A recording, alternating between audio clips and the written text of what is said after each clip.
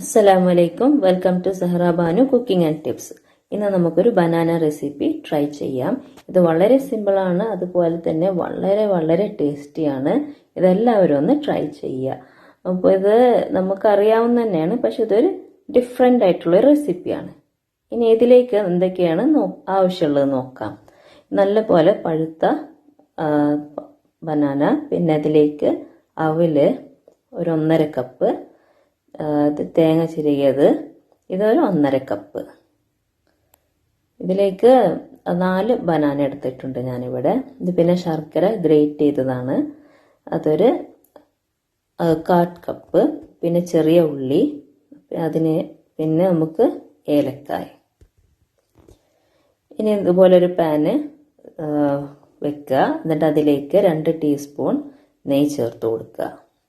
ഇനി ഈ നെയ്യിലേക്ക് അത് ചൂടായി വരുമ്പോൾ നമുക്കിതിലേക്ക് ചെറിയ ഉള്ളി അരിഞ്ഞു വെച്ചതിട്ട് വഴറ്റാം. ഇത് ഏകദേശം ബ്രൗൺ കളർ ആകുമ്പോൾ നമുക്കിതിലേക്ക് തേങ്ങ ചിരകിയത് ചേർത്ത് കൊടുക്കാം. തേങ്ങ ഇതിലൊന്ന് വഴറ്റിയെടുക്കാം. നല്ലൊരു ഫ്ലേവർ കിട്ടും കേട്ടോ. നെയ്യിൽ തേങ്ങ വഴറ്റിയാൽ, തേങ്ങ ചൂടാക്കിയെടുക്കുമ്പോൾ നല്ലൊരു ഫ്ലേവർ കിട്ടും. ഇനി ഇതിലേക്ക് നമ്മൾ അരിഞ്ഞു വെച്ചിട്ടുള്ള നേന്ത്രക്കായ ഇട്ട് കൊടുക്കാം. എന്നിട്ട് ഇത് നല്ലപോലെ ഒന്ന് മിക്സ് ചെയ്യുക. തേങ്ങയും ആയിട്ട് നല്ലപോലെ മിക്സ് ചെയ്യുക. ഇതെല്ലാം ചെയ്യുമ്പോൾ നമ്മൾ ഫ്ലെയിം ലോ ആയിലാണ് വെക്കേണ്ടത്. ഇനി ഇതിലേക്ക് അവില് നമ്മൾ ചേർത്ത് കൊടുക്കാം. എന്നിട്ട് ഇത് വീണ്ടും എല്ലാ കൂട്ടുകളുമായിട്ട് വീണ്ടും ഒന്ന് മിക്സ് ചെയ്യുക. അപ്പോൾ ഇവിടെ പ്രത്യേകം ശ്രദ്ധിക്കേണ്ടത്, അവില് കരിഞ്ഞു പോകാൻ വളരെയധികം ചാൻസ് ഉണ്ട്. അപ്പോൾ ഫ്ലെയിം എത്രയും സിമ്മിൽ ഇടാൻ പറ്റുമോ അത്രയും സിമ്മിലിട്ട് വെക്കുക. അതിനുശേഷം നമ്മളിവിടെ വെച്ചിട്ടുള്ള 1/4 കപ്പ് ശർക്കര ചേർത്ത് കൊടുക്കുക. ഇതിൽ ശർക്കര തന്നെ ചേർത്ത് കൊടുക്കണം, പഞ്ചസാര ഒരിക്കലും ചേർക്കരുത്. ശർക്കര ചേർക്കുമ്പോഴാണ് അതിൻ്റെ ടേസ്റ്റ് നമുക്ക് ലഭിക്കുന്നത്. ഇനിയിപ്പോൾ അത് വെന്തതിന് ശേഷമല്ല നമ്മൾ ശർക്കര ചേർത്ത് കൊടുക്കേണ്ടത്.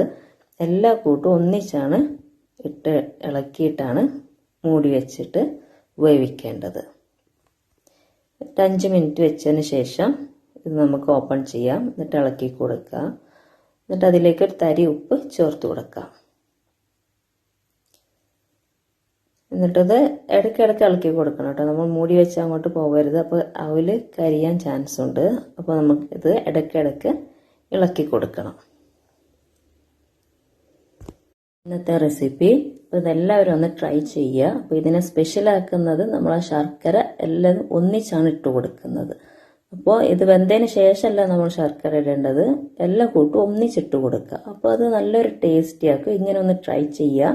ഇതിനു മുമ്പ് ഞാൻ വെന്തതിന് ശേഷമായിരുന്നു ശർക്കര ഇട്ടിരുന്നത്. അപ്പോൾ ശർക്കരയും തേങ്ങയും അവിലും പഴവും എല്ലാം ഇത് ചൂടാറിയതിന് ശേഷം കഴിക്കുക. അപ്പോൾ വീഡിയോ ഇഷ്ടപ്പെട്ടാൽ ലൈക്ക് ചെയ്യുക, ഷെയർ ചെയ്യുക, സബ്സ്ക്രൈബ് ചെയ്യുക. Thank you.